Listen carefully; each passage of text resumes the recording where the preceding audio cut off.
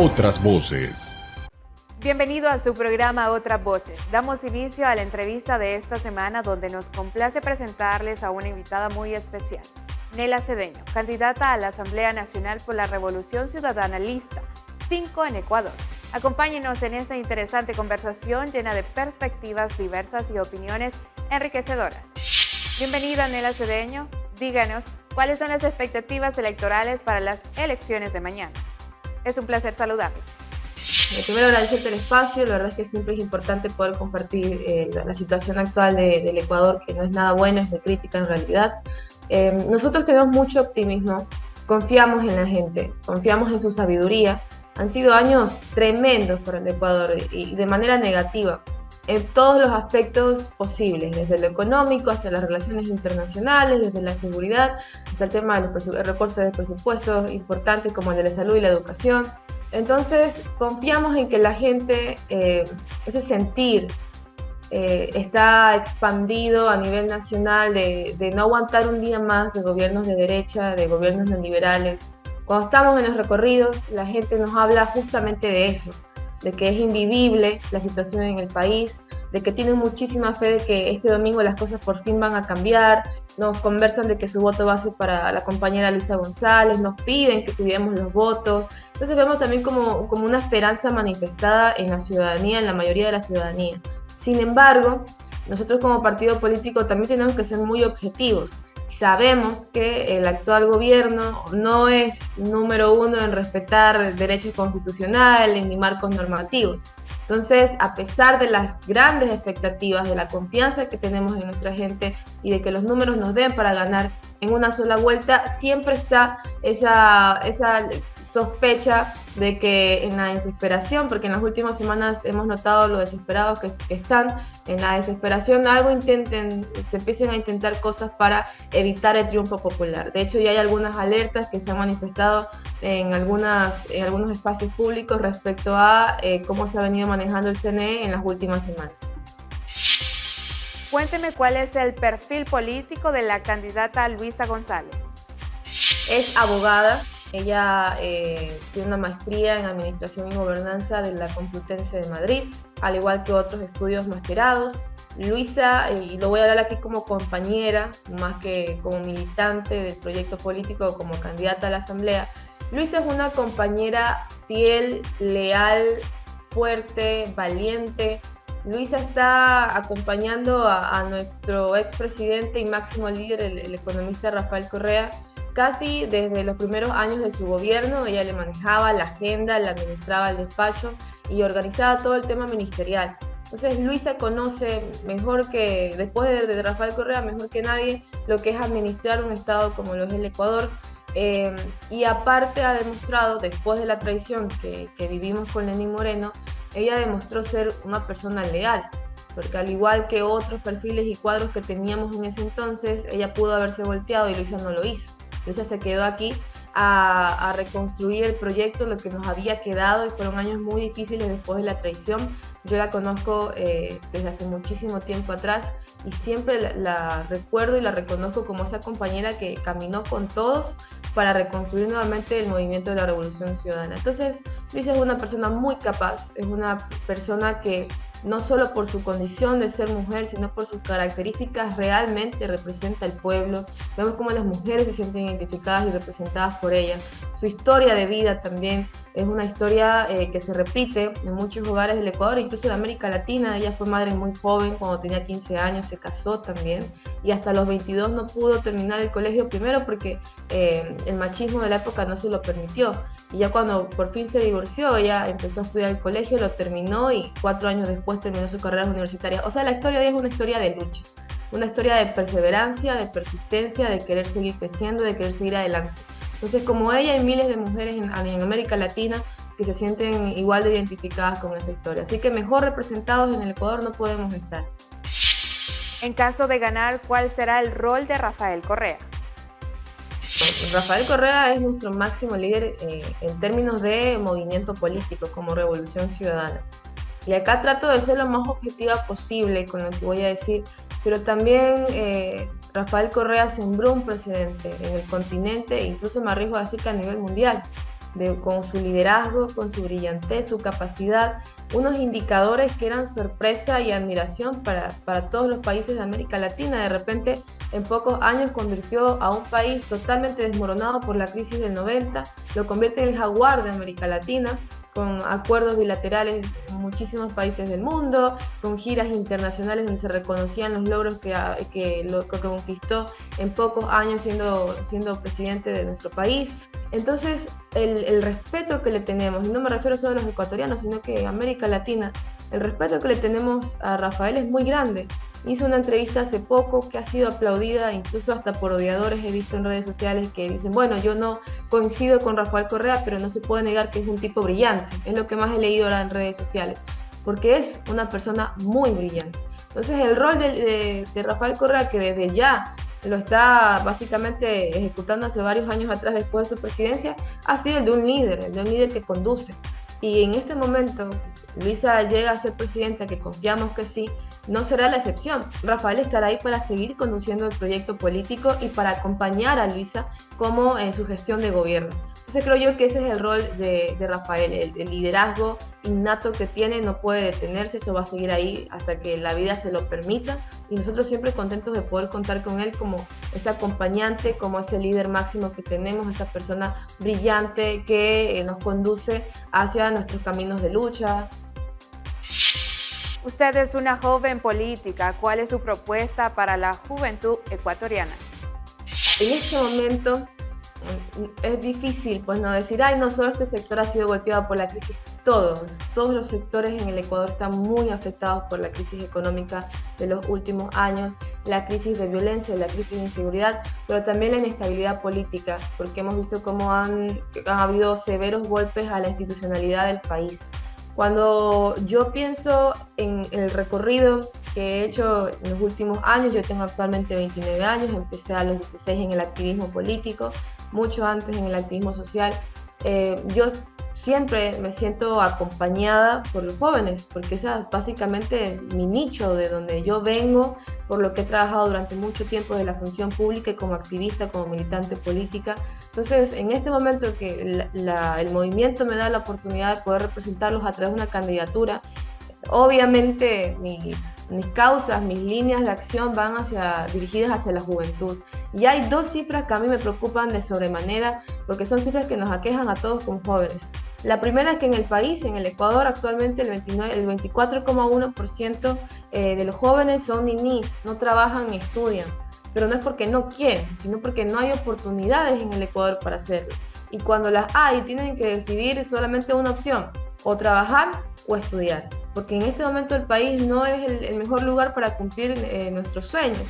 Y vemos cómo los jóvenes lamentablemente han tenido que ser parte de esas cifras de migrantes que van en condiciones indignas, traspasan fronteras para poder llegar y cumplir el sueño americano. No es porque de verdad lo quieran, no es porque viven con eso en sus mentes como que ese es su sueño inicial, sino porque las condiciones actuales te obligan a querer irte. Entonces cuando conversamos con la juventud siempre nos hablan de eso, ¿no? Yo trabajaba pero me botaron, o yo estudiaba pero tuve que dejar de estudiar porque no tenía dinero para seguir haciéndolo o porque tenía que mantener a mi hogar. Entonces, por ahí va una de las cifras que te decía, y la segunda es que actualmente en el país, en las cifras de desempleo, el 7,4% responde a la juventud. Pareciera menor, pero en realidad son 4 puntos más arriba del promedio general. Entonces, con esto lo que quiero decir es que los jóvenes se han visto sumamente y severamente afectados por la crisis ecuatoriana actual, y son de los primeros grupos etarios en los que yo me enfoco a la hora de establecer mis líneas de acción. Tenemos, mi línea es el empleo juvenil.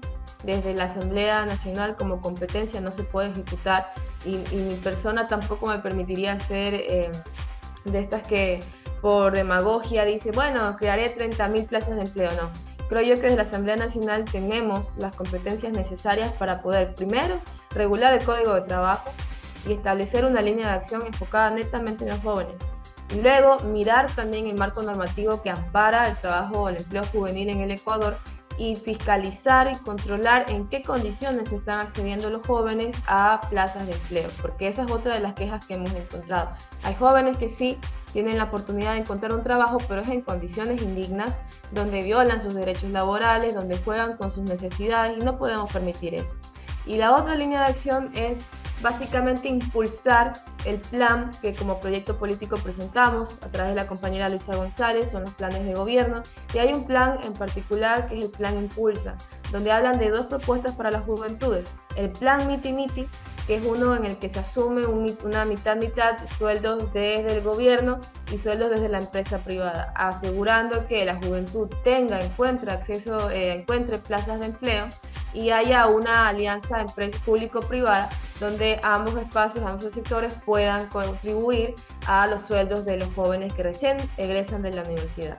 Y el otro que también me parece sumamente importante es que nosotros tenemos una alta tasa de nuevos emprendedores, y estos emprendedores en su mayoría son jóvenes, pero lamentablemente se ven primero entusiasmados, porque emprender siempre va a ser entusiasmador, siempre va a ser emocionante, pero luego se golpean con la realidad nacional y se dan cuenta que es muy duro sostener sus ideas, sus emprendimientos, sus innovaciones.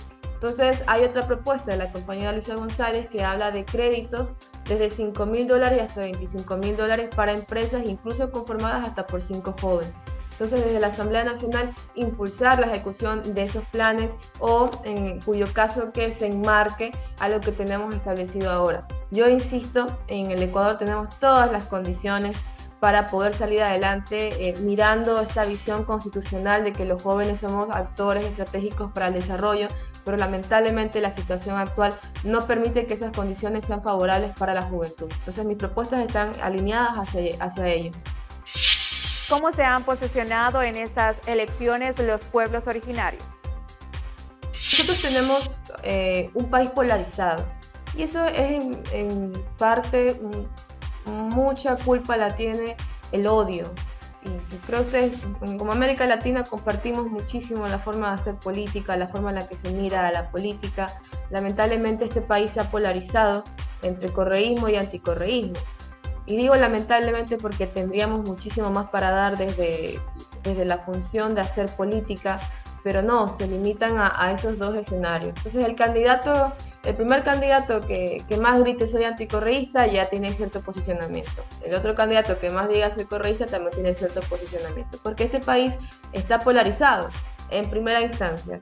Y luego, para enfocarme netamente en este escenario electoral, Ecuador se encuentra polarizado porque en esta primera vuelta nosotros hemos venido sintiendo como que la ciudadanía lo ha vivido como si fuera una segunda vuelta, porque hay 16 candidatos presidenciales en la papeleta, pero en el debate cotidiano, en el diario vivir, solo se están hablando de 2 candidatos, Luisa González y Daniel Noboa. Es decir, estamos como en un escenario de segunda vuelta, cuando en realidad estamos recién en una primera vuelta y esperamos que solo haya una primera vuelta, porque está polarizado. En este sentido, los pueblos originarios tienen un representante que naturalmente uno diría es Leonidas Issa.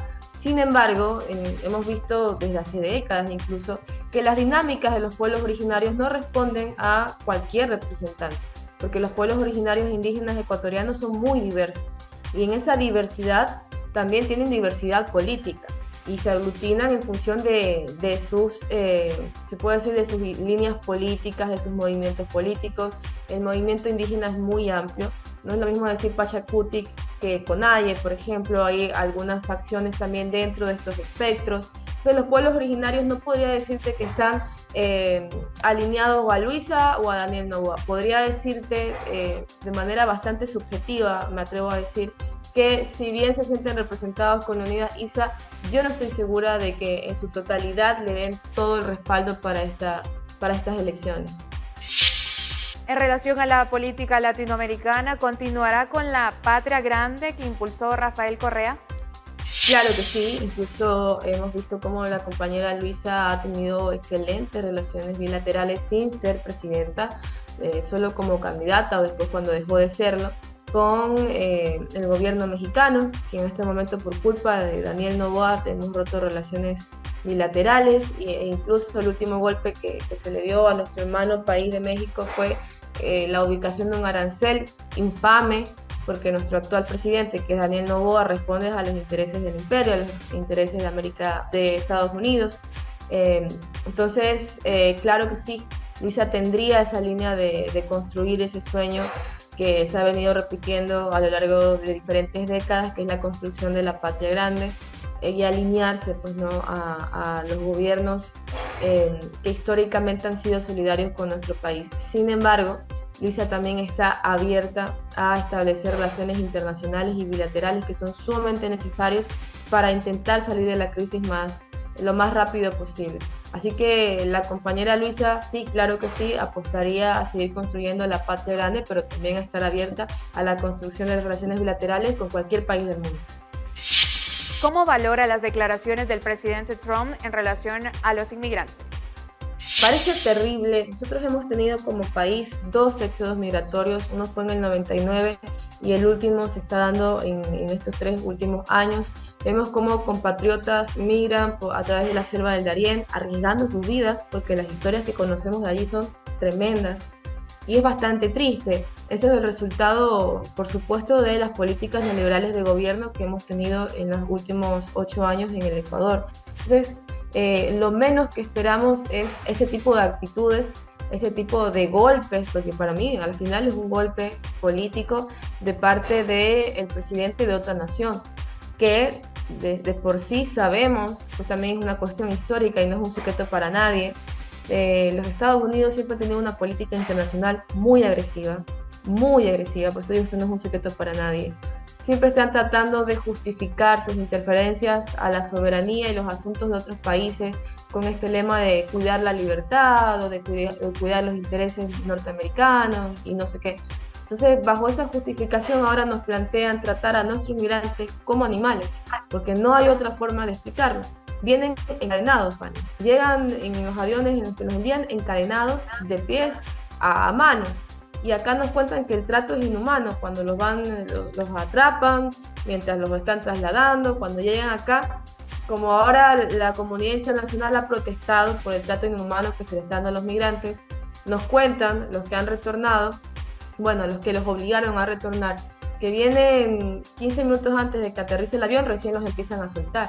Pero el trato inhumano está ahí. Entonces yo entiendo, entiendo la postura del presidente Trump, la preocupación de esta ola migratoria que no solo responde a Ecuador, sino a diferentes países de América Latina, pero también parece bastante hipócrita, porque a la final son resultados de sus políticas internacionales agresivas, sobre todo su injerencia con la soberanía de los pueblos de América Latina.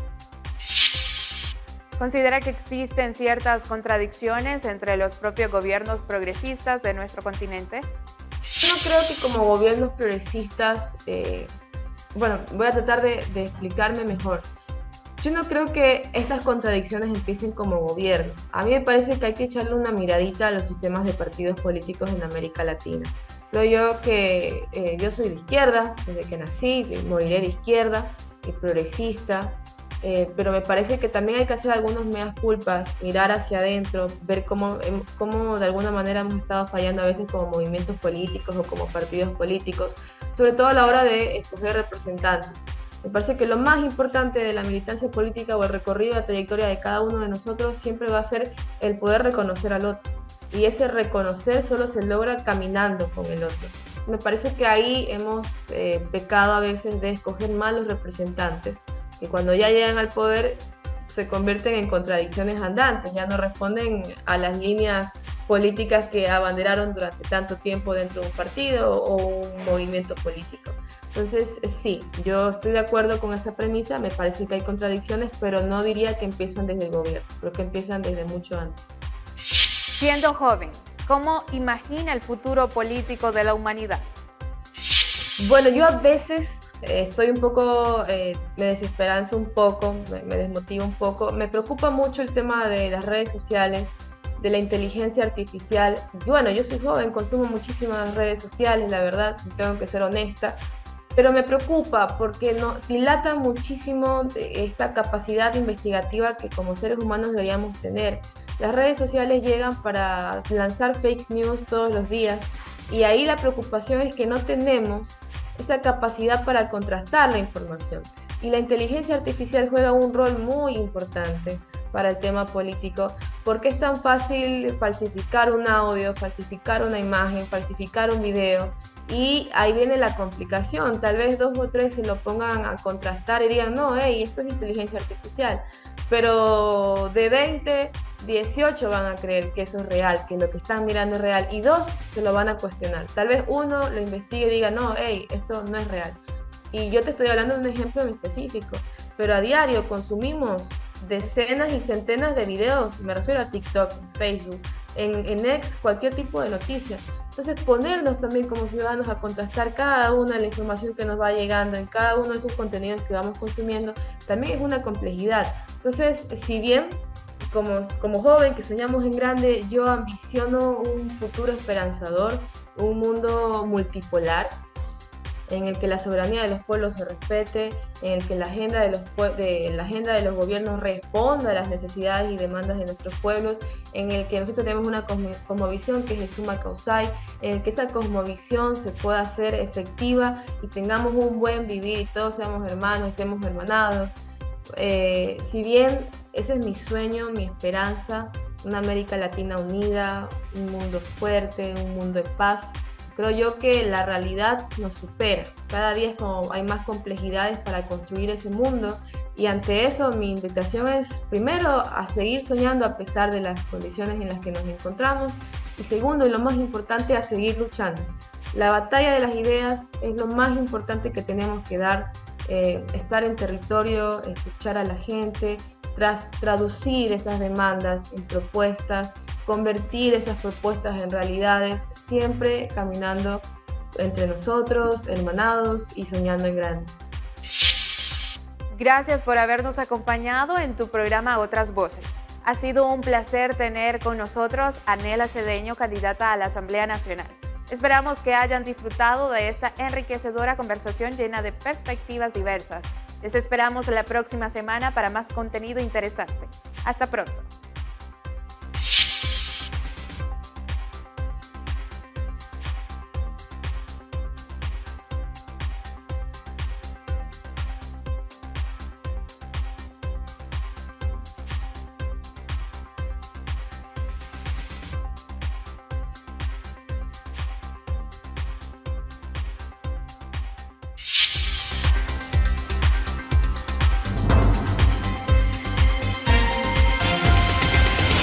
Otras voces.